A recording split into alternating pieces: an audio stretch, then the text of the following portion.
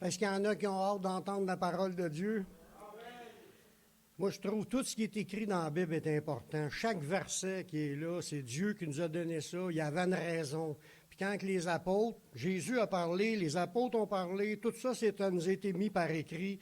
On a déjà tout ce qu'il nous faut pour avancer dans le Seigneur.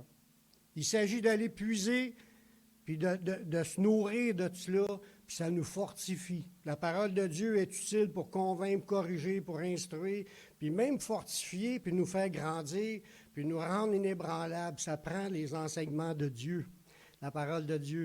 Aujourd'hui, on continue le sujet pour le combat spirituel, qu'on a besoin d'être armé de persévérance. On a vu, premièrement, pour comprendre pourquoi, là, c'est qu'on est en guerre, frères et sœurs. Oui, on a bien des moments où on peut se divertir, qu'on a du plaisir, on rit, mais on est quand même en guerre. Puis quand on est en guerre, mais des fois ça fait mal, des fois c'est dur, des fois qu'on a des épreuves, des fois on a des combats, on a des luttes qui finissent plus. On a des combats dans nos vies qui sont, des fois que c'est instantané, mais il y a d'autres fois, ça prend du temps avant qu'on ait la victoire. Puis, des fois, il y a des affaires qu'on peut traîner toute notre vie, mais on s'accroche au Seigneur et on persévère. Puis ce combat-là, il est dû qu'il y a deux royaumes, puis on ne fait plus partie du royaume des ténèbres. On a été rachetés, on est dans le royaume de Dieu. Puis à cause de cela, le diable, lui, vu qu'on a été délivrés du camp de l'ennemi, il fait tout pour essayer de venir nous déranger dans ce qu'on fait, puis même de nous récupérer pour nous ramener à lui. Il y a un verset qui dit qu'en parlant des veuves, qu'il y en a qui se sont détournés pour suivre Satan.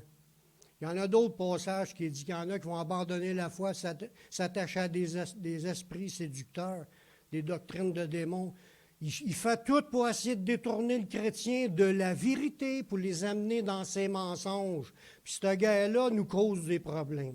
Veut pas, on a besoin d'apprendre à combattre, mais pas juste pour aujourd'hui, pour le reste de notre vie. Dans une guerre, tu as besoin de persévérance. S'il y a une guerre qui se fait dans un pays, là, puis que les soldats sont tannés, ils s'en retournent tous chez eux, puis arrêtent de combattre, qu'est-ce qui va arriver? Ils vont en perdre la guerre. S'ils ne résistent plus, ils vont se faire envahir. Mais dans le Seigneur, c'est la même affaire. On est appelé à un combat pour le reste de notre vie. Notre plus grand combat, comme je vous disais, c'est de rester en Jésus puis de lui plaire jusqu'à la fin. C'est ça qui est le plus grand, parce qu'on est déjà en Jésus. On est déjà dans une position de victoire. Ce qu'on a à faire, c'est de continuer à vivre pour rester connecté, puis de lui plaire, de marcher de manière qui lui plaît jusqu'à la fin. C'est de même qu'on démontre notre foi.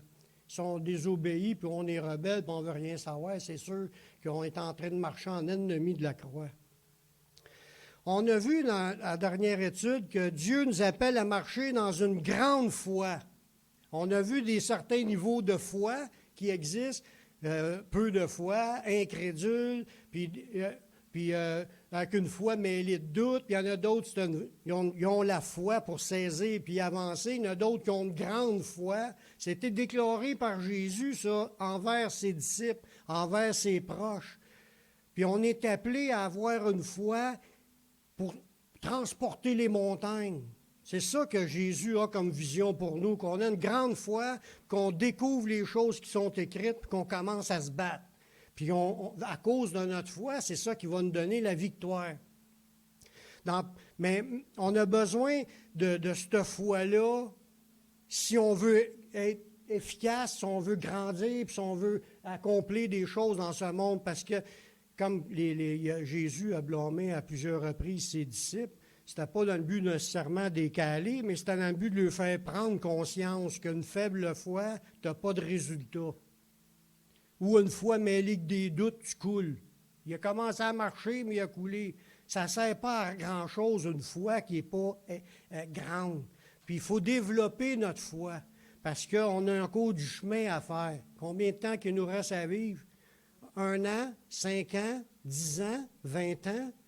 On va être encore là, mais que ça soit plus pire sur la terre comme problème, les gros fléaux, les catastrophes, les guerres, n'importe quoi qui peut arriver. on serait encore là dans la foi? On a besoin d'apprendre à avoir une grande foi si on veut être capable de se rendre jusqu'au bout. Dans 1 Pierre, chapitre 1, verset 8, ça dit « Lui que vous aimez sans l'avoir vu. » On ne l'a pas vu, Jésus, mais on l'aime. Est-ce qu'il y a des gens qui aiment Jésus ici? Bon, il dit « Lui que vous aimez sans l'avoir vu, puis en qui vous croyez sans le voir encore. » On y croit en Jésus, puis on le sait sans l'avoir vu. « Vous réjouissant d'une joie ineffable et glorieuse. » Parce que vous obtiendrez le salut de vos âmes pour le prix de votre foi. Fait que c'est grandement grave si on n'arrive pas à marcher dans la foi, puis on ne la garde pas, cette foi-là. Pour ceux qui ont décidé de ne pas mettre leur foi en Dieu, c'est bien de valeur, il n'y a pas d'autre chemin. Mais nous, on obtient notre salut par notre foi. Comme je l'ai déjà dit, le sacrifice de Jésus, il est parfait. Mais c'est notre foi qui saisit le sacrifice. C'est grâce à notre foi qu'on saisit les cadeaux de Dieu, puis les promesses de Dieu. Puis tout ce qui vient de Dieu, c'est par la foi. Fait que même notre salut vient par notre foi. C'est ce qu'il dit. Parce que vous obtiendrez le salut de vos âmes pour le prix de votre foi. Comme j'ai déjà dit aussi, ce n'est pas la foi en n'importe quoi, c'est la foi en ce que Dieu a déclaré. Le salut est en Jésus-Christ. On a une foi ferme, on aime Jésus, puis c'est Jésus qui est le Sauveur, puis on croit en lui, même si on ne l'a pas vu, on s'accroche à lui, puis on veut suivre sa parole. C'est ça, avoir la foi en Jésus, la foi qui sauve. On produit du fruit avec l'aide du Seigneur. Les chrétiens doivent être armés d'une attitude à aller jusqu'au bout dans cette bataille. Comme je l'ai dit tantôt, le diable fait tout pour essayer de nous faire ralentir ou nous débarquer puis nous amener on retourne en Égypte, on avait une belle vie avant, on était bien on profitait, on faisait de l'argent en dessous de la table, être voleur, vendeur de drogue ou peu importe. Il y a bien des affaires qui peuvent nous tenter à retourner par ce qu'on était auparavant. Mais le chemin de Dieu, c'est que tu as saisi par la foi, puis maintenant, demeure dans la foi. Puis ça, c'est le combat pour chacun des chrétiens individuellement. Moi, je ne peux pas mettre ma foi pour ta vie. Je peux demander à Dieu que Dieu t'aide, mais ce n'est pas moi qui va faire que tu es sauvé ou pas. Je peux t'encourager, je peux t'enseigner, t'expliquer des affaires, mais chacun doit saisir pour lui-même par la foi, puis de marcher par la foi, sans se soucier de ce que les autres pensent. Parce qu'on n'est pas là pour s'arrêter d'avoir la foi parce que l'autre, il rit de moi. Je marche par la foi parce que je veux être sauvé. Moi, je marche par la foi, je veux rentrer. Chacun de vous, vous ayez cette pensée-là. Je marche dans la foi, dans le sacrifice de Jésus, puis je veux mettre en pratique ce que Jésus me demande parce que je l'aime, puis je reste accroché à ça, peu importe ce que les autres peuvent nous dire ou nous influencer, que ce soit par la force ou même par le ridicule. On n'a pas à être influencé par ce qui se passe autour. C'est pour ça qu'il y a, comme des chants qu'on a chantés, c'était basé sur des versets de la Bible. Il y en a que ça leur a coûté cher pour suivre Jésus. Ils ont perdu le conjoint servirait de bord, puis il a dit à cause des chrétiens, lâche ta religion, puis ils ont lâché le Seigneur à cause de ça. Il faut que le chrétien, lui, continue à rester fidèle au Seigneur jusqu'au bout, peu importe ce qui arrive. Il y en a qui c'est dans leur famille, leurs parents, leurs pères, leurs mères, leurs frères et sœurs, puis la chicane est pognée à cause des chrétiens, puis tu continues à suivre Jésus pareil jusqu'au bout. C'est le prix de ton chemin de croix. Parce qu'on a à prendre notre croix, frères et sœurs. Jésus, quand il a pris sa croix, c'est un chemin d'humiliation, de souffrance. Il s'est fait rire de lui, il s'est fait arracher la barbe, il s'est fait cracher d'en face, il s'est fait insulter, puis après ça, il s'est fait clouer, puis il est mort là, saigné au bout de son sang, là. Nous, on est engagés à prendre notre croix et à suivre Jésus. On peut avoir la même croix que Jésus, comme qu'on peut avoir une croix un petit peu plus facile à suivre, mais il faut quand même que je prenne ma croix puis je suis jusqu'au bout. Peu importe ce qui arrive. Il y en a toutes sortes d'épreuves, puis on vit pas mal toujours les mêmes affaires à certains niveaux. Il y en a qui ont perdu leur job à cause de leur foi. Il y en a qui ont perdu leur famille. Il y en a qui ont perdu même tous leurs biens, toutes leurs richesses. Comme les premiers apôtres, là, ils ont été persécutés. La première Église du Seigneur était rendue à 5000 qui s'étaient convertis. Là. Puis là, il y a eu une persécution dans Jérusalem. Tous sont décollés, sont partis. 5000 personnes qui sont sorties de Jérusalem. Ils ont laissé leur maison là, ils ont perdu leur job, ils ont perdu tout le confort qu'ils avaient de biens qu'ils avaient accumulés. Puis ils sont partis, là, chacun sur son bord, parce qu'ils ont été persécutés, ils ont été haïs, puis ils ont été chassés des villes. Ils n'en voulaient plus d'église du Seigneur, qui parle du Seigneur, la secte des Nazaréens. Là, ils n'en voulaient plus dans Jérusalem. Il y a une persécution. C'est quelque chose. Imaginez demain matin là, qu'on se fait chasser du site de Beauharnois, puis il n'y a plus personne qui veut de chrétiens nulle part, puis il faut s'en aller errant à quelque part, itinérant à quelque part. C'était la vie des premiers chrétiens. Ils sont allés vivre dans des montagnes, où il y a une montagne à pic, ils se creusaient des trous là-dedans, puis ils ont vécu là-dedans, je ne sais pas combien de temps, hors des villes, hors des conforts, hors de toute l'abondance du marché, avec tous les fruits et légumes. Je ne sais pas comment ils ont survécu. Ça a dû pas être facile. Quand tu es dans une montagne, là, puis tu as tous des trous là-dedans, puis tu as de l'eau, il faut que tu descendes tout pour aller chercher ton eau, là. Toutes sortes d'affaires de même. C'était dur, la vie des chrétiens. Ça coûte quelque chose d'être chrétien, parfois. Nous, on n'est pas habitués à ça ici parce qu'on est dans une vie d'abondance. Mais quand on met notre foi au Seigneur, il y a des pays, là, qu'en confessant Jésus puis se font baptiser, ils se font assassiner direct là. Ils sont morts assassinés à leur baptême. Ça coûte quelque chose. Puis marcher par la foi, on est tous appelés à marcher par la foi. Je ne dis pas que ça va arriver ici au Québec, là, à Beauharnois, là. Là, pas là. Il faudrait que les lois changent pas mal pour que ça arrive à ça. Mais on ne le sait pas. Il faut être prêt à aller jusqu'au bout pour suivre Jésus.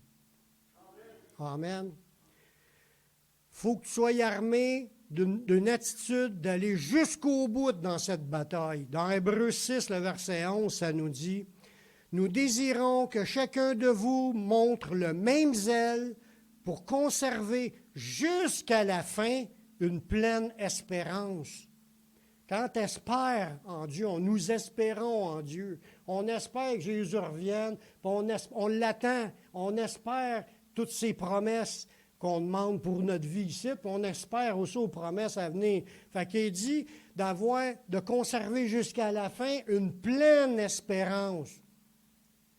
Fait qu'il faut arriver avec un niveau de foi, et dire, moi, je veux tout ce que Dieu veut me donner, puis j'ai hâte de l'avoir. Il faut parler de même. On a hâte d'avoir ce que Dieu nous a promis. On a hâte pour les promesses d'être exaucées dans nos besoins ici. On a hâte que Jésus revienne, puis on a hâte d'aller au bord avec le Seigneur, puis vivre éternellement avec lui.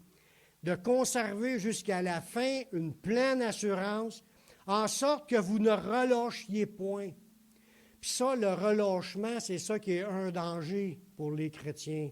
Les chrétiens qui se relâchent dans leurs attentes de Dieu. On espère, fait que tu es en attente de recevoir. C'est ça d'être accroché à Dieu. Tu veux que Dieu te bénisse, que Dieu te donne ses dons, que Dieu te fortifie, que Dieu te guérisse ou guérisse les autres.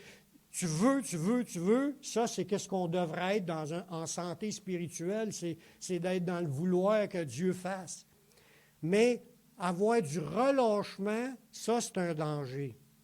Puis vouloir désintéresser. Bon, ça arrivera si ça arrive. Si Jésus revient, je le verrai. Si ça ne vient pas, je ne le verrai pas. Puis pas être intéressé, c'est être rendu tiède un peu. Hein? Puis si tu dis, oh, ben moi, si Dieu m'exaucera, je ne demande pas. Il m'exaucera si ça y tente. Là, c'est tiède, ça avec, puis même quasiment sans foi. Parce que la foi, c'est qu'il t'a promis, il te dit, avance-toi du trône de grâce pour demander, puis je vais te donner. Puis si tu n'es plus dans cet état-là, c'est parce que tu es rendu que tu n'y crois plus, qu'est-ce qu'il te dit?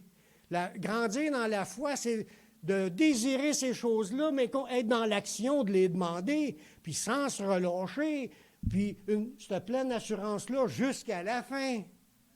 Amen. Regardez bien encore la suite de ce verset-là. En sorte que vous ne relâchiez point et que vous imitiez. Là, il y a du monde à imiter.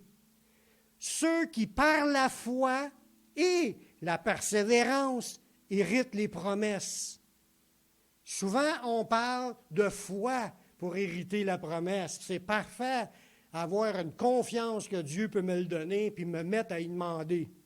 Mais ce n'est pas juste écrit d'avoir de la foi.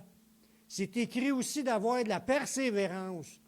Puis c'est là que le problème, quand on relâche de demander, parce qu'on pense que ça fait 3 fois que je demande puis il ne me l'a pas donné. J'arrête. Là, ça, c'est le contraire de la persévérance. Persévérer, c'est de continuer à demander. Jusqu'à quand? Jusqu'à temps que Dieu t'ait répondu. Ça, c'est de la persévérance. Fait que, il dit d'imiter ceux qui ont la foi et la persévérance héritent les promesses. Ça veut dire les promesses s'obtiennent si tu as de la foi et si tu persévères dans cette foi. Si tu te relâches, tu abandonnes de demander, puis tu arrêtes d'espérer, tu es en train de t'en aller à la dérive. Dans les combats, on le sait qu'il y en a que c'est des combats qui se gagnent instantanément, une seule prière, c'est fait, puis il y en a d'autres, c'est à long terme. De la prière, du jeûne, le combat se maintient jusqu'à quand? Mais tant que ce n'est pas répondu. Si Dieu te dit, pour ton cas, là, tu vas rester comme ça, comme il a dit à Paul. C'est correct, là, tu peux arrêter de le demander. Il te dit, tu vas rester de même. Mais si tu n'as rien dit, la foi nous enseigne à continuer de demander puis de persévérer jusqu'à la fin dans la demande. Amen. Jusqu'à temps qu'on ne l'a pas eu. Que ce soit pour un chrétien ou non, là, que ce soit chrétien ou non, ça veut dire que cette règle-là est pour tout le monde. Souvent, après avoir été chassé, l'ennemi revient à la charge.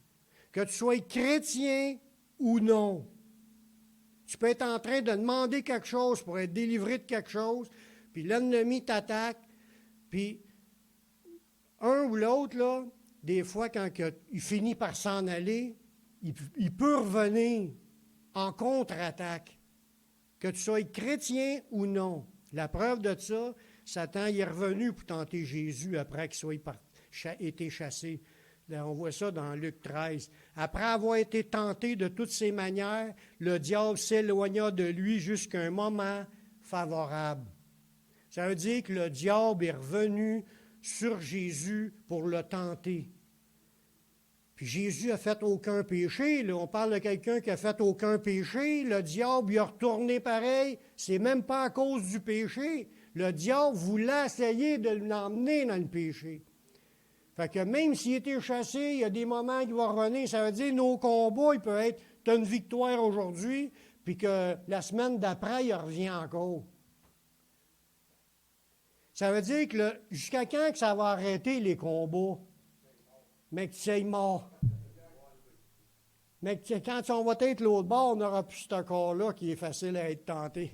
Fait que un chrétien doit s'armer avec l'idée, je ne dois jamais baisser les bras puis manquer de vigilance, parce qu'il y a toujours un moment où ce que ça revient dans nos pensées, puis là, ça essaie de rentrer une deuxième fois.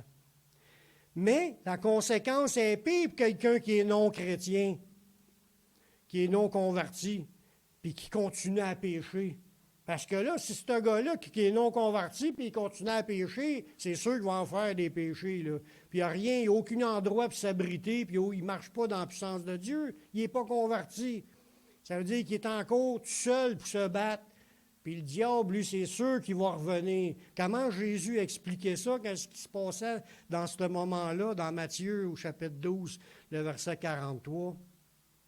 Jésus dit, lorsque l'esprit impur est sorti d'un homme, il va par des lieux arides, il cherche du repos, puis il n'en trouve pas. Alors il dit, je retournerai dans ma maison d'où je suis sorti.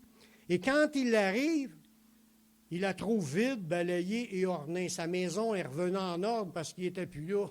Parce que quand ça va mal dans la vie d'un non-chrétien, c'est l'ennemi. Tu chasses l'ennemi, il revient dans son bon sens. Mais le diable, lui, il revient, puis il la trouve vide, la maison. Il s'en va, il en prend avec lui 7 autres esprits plus méchants que lui, puis il rentre dans la maison, ils s'y établissent, puis la dernière condition de cet homme est pire que la première. Ça veut dire quand le diable est sorti, parce que vous avez chassé le diable d'une personne, mais c'est sûr qu'il va chercher à revenir. Puis, parce qu'il n'y a pas de place ailleurs qui est bonne pour un esprit.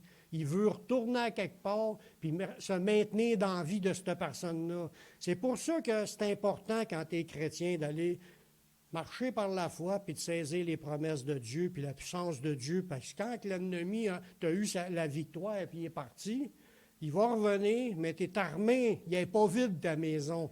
Tu as les armes et la puissance de Dieu dans ta vie pour y résister puis leur faire flyer une deuxième fois. Amen. C'est pour ça que les chrétiens doivent se battre sans arrêt.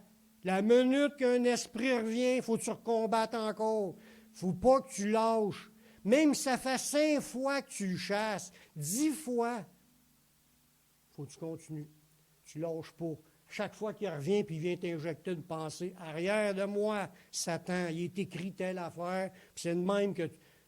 Puis vous allez voir tantôt, je vais vous expliquer les différences à ce niveau-là. Puis regardez bien la dernière phrase, là, il y avait une petite ligne que je n'ai pas lue. Il en sera de même pour cette génération méchante. Ça veut dire que le fait de chasser un esprit d'une personne, Jésus a donné ça comme exemple, qu'il était pour venir avec cet autre, puis il dit c'est la même chose pour cette génération-là qui était là dans le temps de Jésus. Jésus a chassé plein d'esprits dans ce place-là, puis c'est tout revenu pire. Ils ont crucifié Jésus. Ils sont allés jusqu'à tuer le Messie, imagine-toi. Nous autres ici, c'est la même affaire. Il faut travailler à délivrer les gens, mais quand ils sont délivrés, il faut les amener à accepter Jésus, puis marcher par la foi. Sinon, c'est sûr qu'ils vont retomber, puis ils vont rester là-dedans, puis ils vont être... C'est pour ça que Jésus a dit à la femme pécheresse, il dit, va et ne pêche plus, de peur qu'il t'arrive plus pire. Mais si tu n'es pas chrétien, plus péché, là, on n'en connaît pas. Exact. Il faut marcher avec l'Esprit de Dieu, la puissance de Dieu, les dons de Dieu, puis la parole de Dieu, puis on combat, puis on résiste. Puis on va voir que si ça arrive de tomber, tu as encore le sang de Jésus en confessant tes péchés. C'est ça qu'on a, à cause qu'on appartient à Dieu. Je vais vous expliquer 6 différences qu'il y a entre un converti à Jésus et un non-converti, qui va faire toute une différence dans le combat. Un, c'est que ceux qui appartiennent à Jésus, ils connaissent la parole de Dieu. Les convertis à Jésus, ils apprennent à résister au milieu du combat. Hein? Parce que tu as appris à connaître la parole de Dieu, ça t'amène dans des connaissances qui t'encouragent. Si tu sais zéro, là, tu ne connais rien, tu n'as aucun espoir, aucune promesse que tu peux t'accrocher. Tu ne sais même pas sur quoi tu appuies. Tu ne sais même pas que tu peux aller à Dieu pour avoir un exaucement.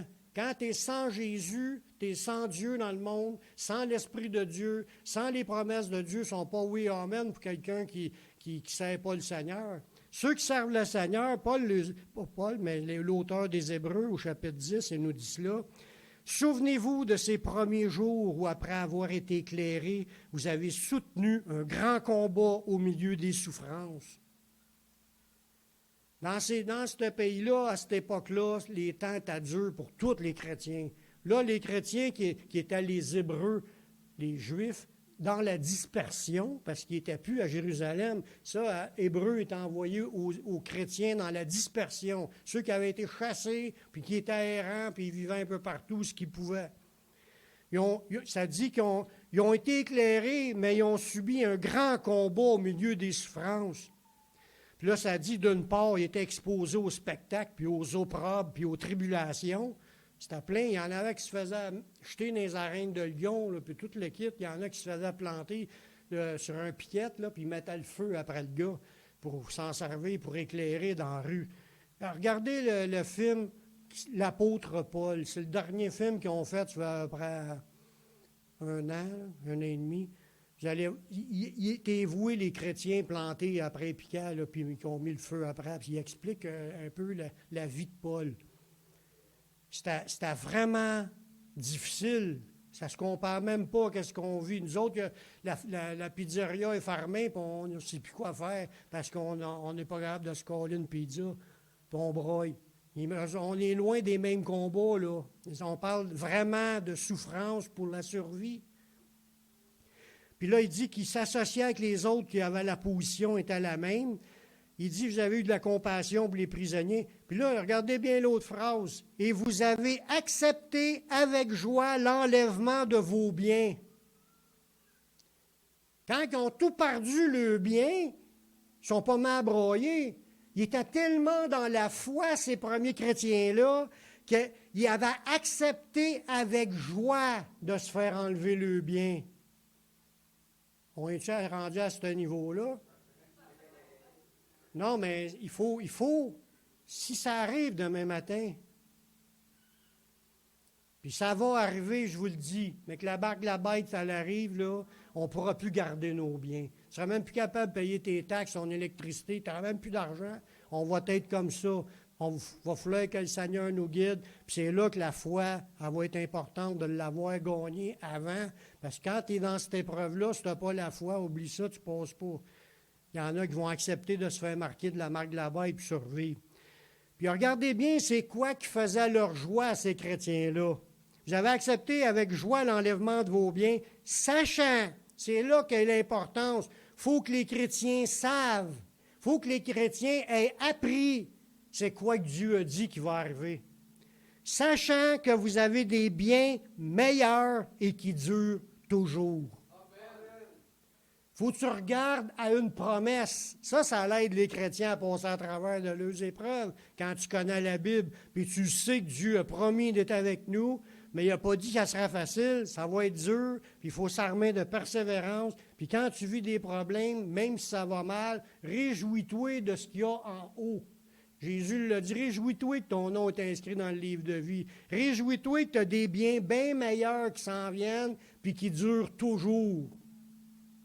Nos biens d'ici sont juste temporaires. Un autre point, les convertis à Jésus apprennent à combattre avec les armes de Dieu, ce qui fait encore la différence entre quelqu'un qui est sauvé et quelqu'un qui ne l'est pas.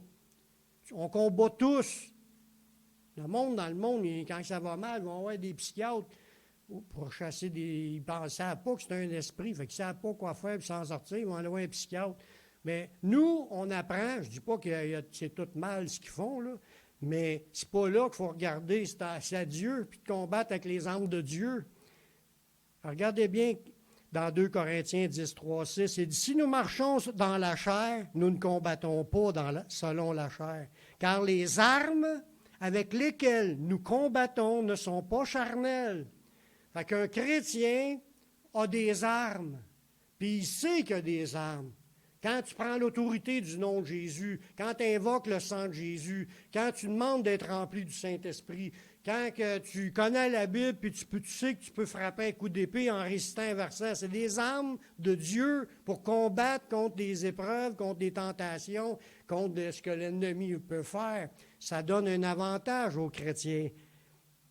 Puis il dit, ces armes-là ne sont pas charnelles, mais elles sont puissantes pour la vertu de Dieu, pour renverser les forteresses. Les victoires se gagnent avec les armes de Dieu. Puis là, il dit qu'il renverse toutes les forteresses, ce qui s'élèvent contre la connaissance de Christ, parce qu'il combattait. Il savait c'était quoi son combat, l'apôtre Paul, puis il combattait. C'est pour ça qu'il a pu être si efficace dans sa vie. Mais comme j'ai déjà dit, le premier endroit où les choses doivent être renversées, puis amenées à la soumission à Christ, là, c'est dans notre propre pensée. Parce que notre combat commence dans notre propre pensée. Nos propres pensées rebelles qui s'élèvent contre la parole, c'est ceux-là qu'il faut commencer à tasser pour dire de notre bouche les choses qui viennent de Dieu. C'est là que la victoire va s'installer dans ta propre vie. Après ça, tu vas être capable de gagner des victoires dans la vie des autres. Amen. Un autre beau point, le troisième point, c'est que les convertis à Jésus, ils évitent d'ouvrir des portes au diable. Parce que vu qu'on connaît la parole, on va dire non. Simplement, On ne rouvre pas les portes. On le sait que l'astrologie, puis l'occultisme, puis l'idolâtrie, les statues, puis les images, les temples d'idoles, on le sait qu'il y a plein d'affaires qui appartiennent au diable. On ne touche pas à ça. Parce que si tu touches à ça, c'est sûr qu'il va être après toi. Tu es souillé quand tu te souilles avec les démons. Puis c'est pour ça qu'il faut vraiment... Un enfant de Dieu qui est averti, il ne touche pas à ça. Il ne donne pas d'accès au diable, comme c'est écrit dans Éphésiens 4, 27. Un autre point, c'est que les convertis à Jésus apprennent comment ils doivent résister au diable. Parce que c'est pas évident. Hein? On le sait, tout à l'heure on a dit, on aimait Jésus sans l'avoir vu, mais on combat le diable sans le voir aussi. Y a-t-il quelqu'un qui a déjà vu des esprits ici? Il y en a qui peuvent dire, oui, j'ai vu des ombres, j'ai vu des comme une affaire, ça semble invisible, mais c'est comme tu vois des silhouettes. Ça peut arriver. Il y en a que Dieu les a permis de voir. Mais tu ne les vois pas, mais tu apprends pareil à les combattre. Parce que la Bible nous enseigne là-dessus. Puis on les ressent aussi. Il y a des feelings, tu peux avoir des frissons qui viennent sur toi. Tu peux ressentir, mais l'idée, c'est quand tu es converti à Jésus, tu peux rentrer dans le combat puis de résister au diable parce que tu as développé un discernement qui vient de la parole de Dieu. C'est ça qui va nous amener, et comme c'est écrit dans 1 Pierre 5,8, je le ramène souvent, celle-là aussi, « Soyez sobres, veillez », il parle à tous les chrétiens. « Votre adversaire, le diable, rôde comme un lion rugissant, cherchant qui il dévorera. » Mais le verset 9 est aussi écrit, « Résistez-lui avec une foi ferme, sachant que les mêmes souffrances sont imposées à vos frères dans le monde. » Fait que toutes les épreuves, les tentations, les choses que le diable peut faire dans votre vie, c'est rien de nouveau. Il fait la même chose à tous les chrétiens en même temps. Une autre affaire qu'on a comme avantage parce qu'on est converti à Jésus, mais les convertis à Jésus, ils confessent leur faute à Dieu afin de demeurer sous le sang de Jésus. Ça, c'est une bannière pour se réfugier quand on tombe. Il faut demander pardon. Puis là, le sang de Jésus nous purifie de nos souillures. C'est ce que ça dit dans 1 Jean 1,9. Puis les convertis le savent parce que la parole de Dieu nous l'enseigne. Ça nous donne un avantage de pouvoir résister et combattre encore contre l'ennemi. Ça dit dans 1 Jean 1,9, « Si nous confessons nos péchés, il est fidèle et juste pour nous les pardonner puis nous purifier de toute iniquité. » Fait que la victoire est à cause du sang de Jésus. Mais cette victoire s'obtient par votre foi, par ma foi. Il faut que je le sache, il faut que je le confesse, puis j'invoque le sang de Jésus pour me purifier. Parce que c'est son sang qui me purifie. Si j'y crois, je vais pouvoir expérimenter mes purifications, puis Dieu ferme les portes dans ce temps-là, puis l'ennemi n'a pas d'accès. Un autre point qui avantage encore les convertis à Jésus, c'est qu'ils avancent avec persévérance vers la victoire. Puis c'est ça qui fait partie encore de l'idée du verset du départ de cette étude-là, c'est qu'il faut persévérer. Mais on va avancer avec persévérance vers la victoire. La victoire totale est à la fin. Ici, on a des victoires de combat, mais la victoire de la guerre, c'est à la fin. Fait que des victoires, on va en avoir dans notre vie, puis il y a des affaires qu'on peut perdre, qu'on regagne, qu'on perd, on regagne, mais la victoire totale est là. Fait que persévérer nous amène dans la victoire totale. Se relâcher, on recule, puis on se fait... C'est comme si l'ennemi reprend le plein contrôle, puis là, on est rendu pogné dans une condition pire que la première. Comme c'est écrit, de mieux valait de jamais avoir connu que de retourner après avoir connu. Tu sais. Regardez bien dans Romains 5, 3, qu'est-ce qu'il nous dit. L'apôtre Paul, il dit, « Bien plus, nous nous glorifions même des afflictions. » Paul, là, je ne sais pas s'il n'était pas masochiste, là, mais lui, il vivait des souffrances, là, puis il était fier de vivre des souffrances. Y en a-tu ici qui sont fiers de vivre des souffrances? fier des gagner, faire des traversées. Mais fier de souffrir, c'est parce qu'il avait compris à quoi qu'elle servait, cette souffrance-là. Il faut aussi le comprendre, ça fait partie d'un autre élément de notre foi qu'il faut grandir. Sachant, lui, il dit, sachant que l'affliction, là, cette souffrance-là, produit de la persévérance. Ça veut dire qu'il veut qu'on marche dans la persévérance pour notre victoire, mais il dit chaque problème que tu vis augmente ta persévérance.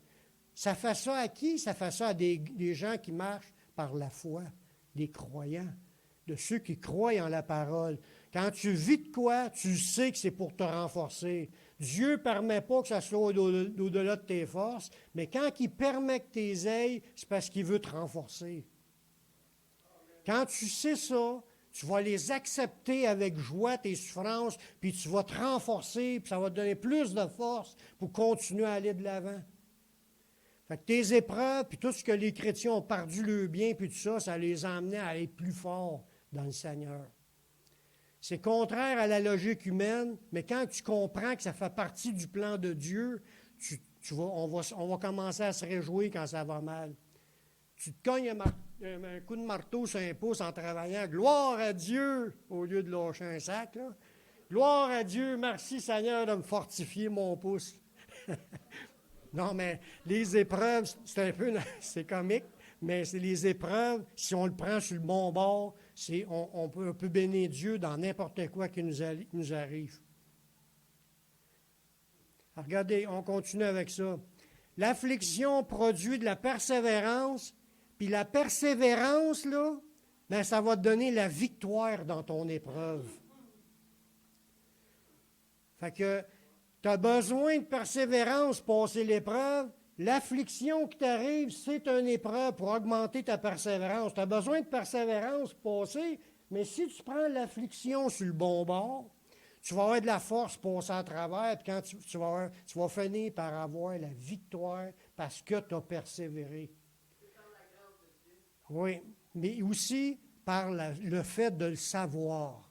Parce que si on ne sait pas que l'épreuve de votre foi produit de la patience, dans ça, c'est dit dans un autre verset, ça, c'est écrit, l'affliction produit la persévérance. C'est la même idée, mais une est dite par Jacques, puis lui est dite par Paul. Puis une autre place, ça va dire, l'épreuve de votre foi, c'est plus précieux que de l'or périssable. Parce que l'épreuve, là, c'est plus précieux que de l'or. C'est écrit aussi dans un autre verset, que quand tu te fais chauffer dans l'épreuve, puis ça va mal, il dit, tu es en train de te purifier, tu es comme de l'or qui devient de plus en plus pur. Parce que plus tu fais chauffer l'or, ce qui n'est pas bon de l'or sort, puis il reste de l'or de plus en plus pur. Fait qu'on a besoin d'être chauffé. Quand tu comprends ça, tu vas commencer à grandir dans tes épreuves.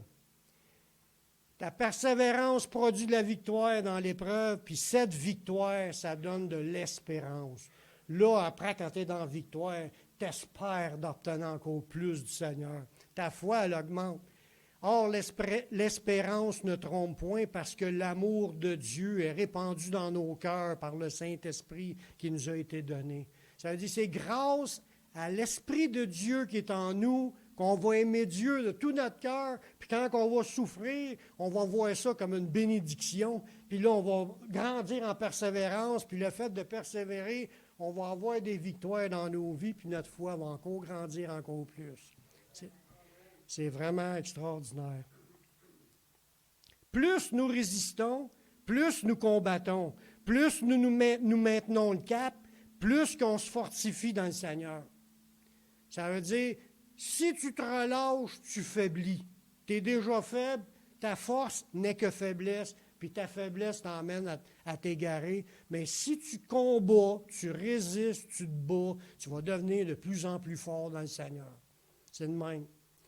Même les nouveaux convertis, ils étaient avertis que ça ne sera pas facile. Dans le temps de Paul, il disait ça tout de suite aux nouveaux arrivés, dans Actes 14, 21. Ça nous dit, quand il eut révangélisé cette ville, puis fait un certain nombre de disciples, ils retournèrent à Lystre, à Icône, puis à Antioche. Fortifiant l'esprit des disciples, là, il il continue à évangéliser, il y en a des nouveaux qui arrivent, il retourne, puis là, il retourne dans d'autres villes pour fortifier l'esprit des disciples. C'est ce que je suis en train de faire, là. On essaye de se fortifier avec la parole de Dieu. Mais il fortifiait l'esprit des disciples, puis il les exhortait à persévérer dans la foi. Voyez-vous, ça fait partie de toute la Bible, tu vois ça dans toutes sortes d'exemples. Fortifier quelqu'un, si tu dis, persévère dans la foi, lâche pas, la victoire est là, ça s'en vient. Puis il disait, c'est par beaucoup de tribulations qu'il nous faut entrer dans le royaume. Attendez-vous en tant que chrétien qu'il va y avoir beaucoup de problèmes dans votre vie, puis c'est par beaucoup de tribulations qu'il nous faut entrer. Il ne faut pas penser qu'on peut s'en échapper. C'est normal quand ça brûle. C'est normal quand vous sentez dans une fournaise. C'est une preuve que l'Esprit de gloire, l'Esprit de Christ habite en vous. C'est écrit. Jésus nous a avertis que tous ces combats nous arrivent à cause de son nom. Y en a-tu qui croient en Jésus, c'est? À cause de Jésus, attendez-vous d'en avoir des problèmes dans ce monde. Dans Matthieu 10, 22, il dit, vous serez haïs de tous à cause de mon nom. À cause qu'on porte le nom de Jésus, on parle de Jésus, c'est sûr qu'il va y en avoir du monde qui vont nous haïr. C'est ça, c'est une des persécutions. Il dit, vous serez haïs de tous à cause de mon nom. Mais, il y a encore un super beau mais dans cette phrase-là. Celui qui persévérera jusqu'à la fin sera sauvé.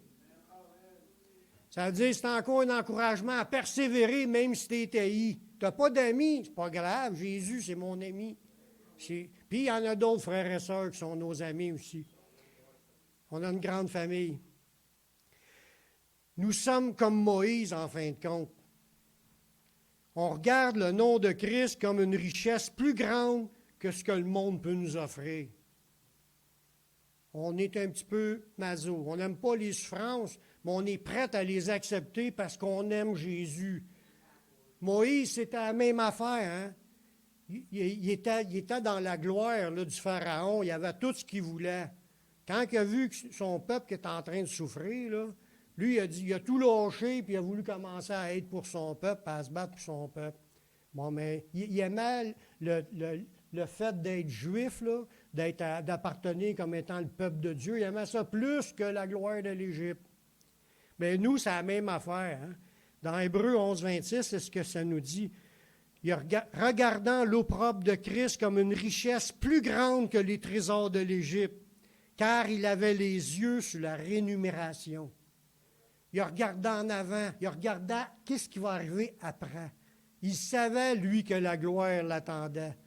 La gloire de Dieu, on appelle ça le ciel. Aller au ciel, aller dans le paradis ou dans la vie éternelle, peu importe le nom, c'est la ville sainte. C'était plus important ce que Dieu va donner à la fin que toute la gloire de ce monde. Il était prêt à accepter la honte de la vie d'être chrétien. Mais lui, il n'était pas chrétien, mais il était disciple de Dieu. Nous, on est disciples de Dieu aussi, mais disciples du Christ. Gardons notre assurance. Persévérons dans le combat. La récompense finale arrivera bientôt. Jésus, il dit, je reviens bientôt. Il va revenir bientôt. Ça fait 2000 ans que c'est bientôt, mais c'est encore plus bientôt que bientôt. Il reste une couple de minutes là, dans l'horloge de Dieu. Dans Hébreux 10, 35, ça nous dit, « N'abandonnez donc pas votre assurance, à laquelle est attachée une grande rémunération. » Ce n'est pas juste avoir un petit quelque chose. Il y a une grande rémunération. Il y a un grand salaire pour ceux qui vont persévérer jusqu'à la fin. Ça ne se mesure même pas, là. Quand il dit dans un verset, « Les légères afflictions du moment présent produit pour nous, au-delà de toute mesure, un poids éternel de gloire. » Fait qu'il y a toutes les petites affaires qu'on peut souffrir ici, c'est rien à comparer à ce qui s'en vient après. Fait qu'on vit en fonction du après. C'est pour ça qu'un chrétien, lui, il va investir son temps, il va investir de son argent, il va investir de sa vie pour l'avancement du royaume parce qu'il sait que c'est ça qui fait qu'il est en train de s'enrichir. Jésus il a dit, ne vous amassez pas des trésors sur la terre où ce que la teigne et la rouille détruisent, où ce que les voleurs percent et dérobent. Ramassez-vous des trésors dans les cieux, où ce que la teigne et la rouille ne détruisent point, où ce que les voleurs ne percent ni ne dérobent. Dans Hébreux 10, 35, ça nous dit, n'abandonnez pas votre assurance à laquelle est attachée une grande rémunération, un grand salaire, car vous avez besoin de persévérance. On le voit partout, ça.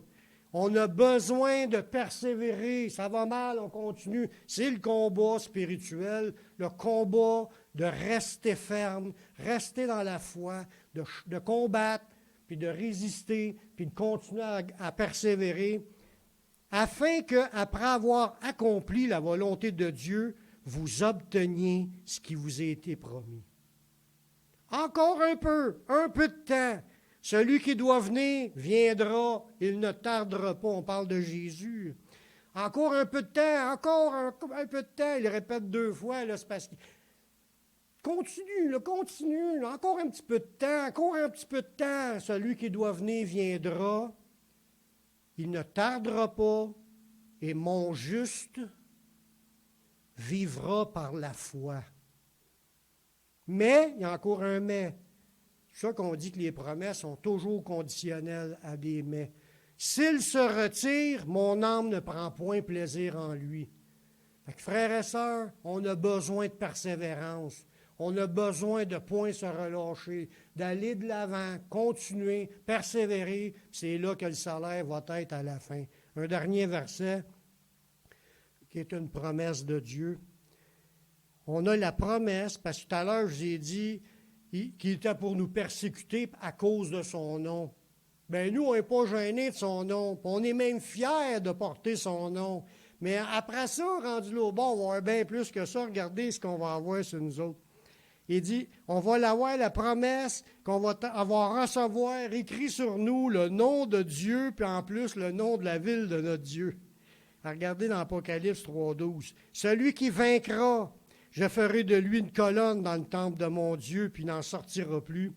J'écrirai sur lui le nom de mon Dieu et le nom de la ville de mon Dieu, de la nouvelle Jérusalem qui descend du ciel d'auprès de mon Dieu, et mon nom nouveau.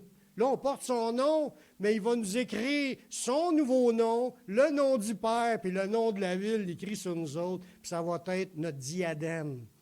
Tu sais, une diadème, c'est une plaque avec des titres puis des honorifiques, là, puis qu'on tient bien fièrement sur notre front, puis on est fiers de se promener avec. Mais on va avoir le nom de Dieu. Dieu va dire, c'est mon fils. Tu sais, en voulant dire, touche-y pas. C'est ma propriété. Mon nom est tu. Comme quelqu'un qui vient à l'église, il y a une chaise, son nom est écrit dessus, personne ne peut s'asseoir sur sa chaise. Mais rendu là au bas, on va être ceux qui appartiennent à Dieu. Son nom est écrit sur nous autres. On n'a pas honte de Jésus, on souffre à cause de son nom, mais on va être récompensés devant tous. Parce que tous les gens appelés à être condamnés vont être là aussi pour voir le couronnement avant d'être jetés dans les temps de feu.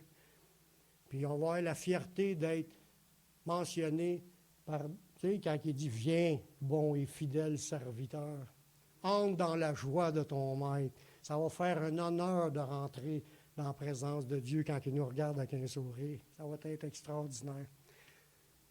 Frères et sœurs, il n'en reste pas long. Continuons à servir le Seigneur, continuons à combattre, continuons à persévérer. La victoire, on va avoir des victoires ici, mais ce n'est pas ceux-là qu'on regarde. Notre victoire, c'est un jour d'entrer dans le royaume de Dieu. Amen. Je vais quand même faire une prière pour ceux qui écoutent ce message puis qui se disent, moi, je veux être pardonné de mes péchés, puis je veux rentrer dans le royaume de Dieu. Je veux faire partie de ceux qui appartiennent au Seigneur, puis je suis prêt à vivre ma vie pour le Seigneur, avec le Seigneur. mais je vais faire une prière. Faites cette prière avec moi. Père, je reconnais que je suis un pécheur, que je suis perdu, mais je sais que Jésus-Christ, il est mort sur la croix, il a versé son sang pour que je puisse être pardonné. J'accepte Jésus comme mon Sauveur, comme mon Seigneur. Prends ma vie, je la donne. Je veux te suivre, je veux te servir tous les jours de ma vie. Et donne-moi ton Saint-Esprit pour qu'il me conduise dans la voie de la vie éternelle. Amen.